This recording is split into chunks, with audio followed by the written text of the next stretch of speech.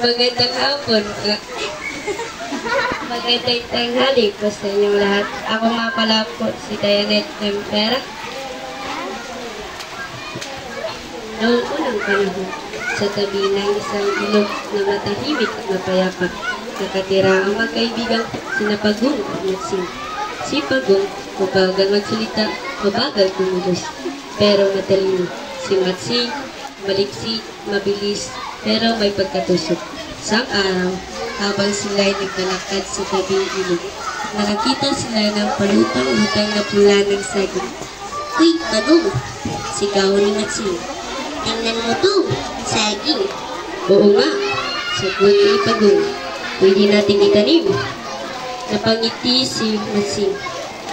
Tama, ha. At ganun na nga, ginawa nila. Nag-isip si Matsing.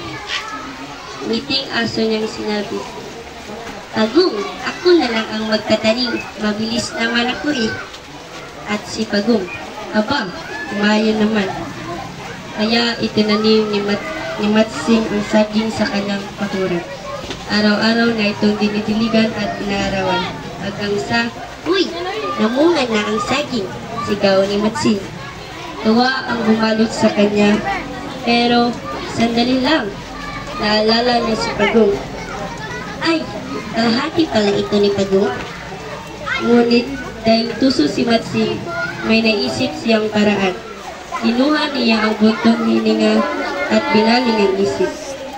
Ang usapang hati kami, edi yung bunga sa itaas sa akin at yung ugat sa ilalim kay Pagong. Tama, ha. At hindi na nga pinatikim si Pagong ng prutas. At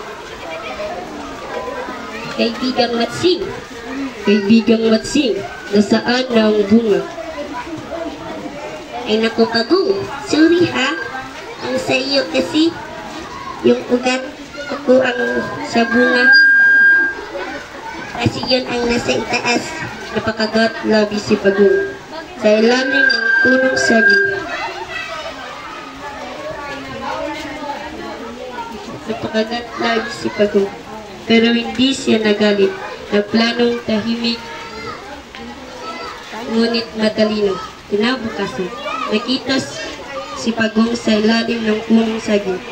Tuwang-tuwa si Matsing. Gusto mo bang umakyat, Pagong? Hindi mo kaya yan.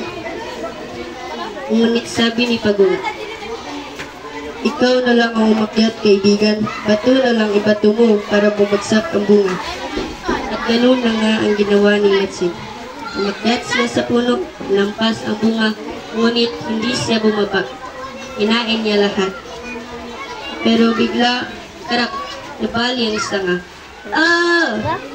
Bumagsak si Matsing sa lupa. Napatawa si Pagong, hindi dahil sa sakit ni Matsing, kundi dahil nagturo ito ng leksyon.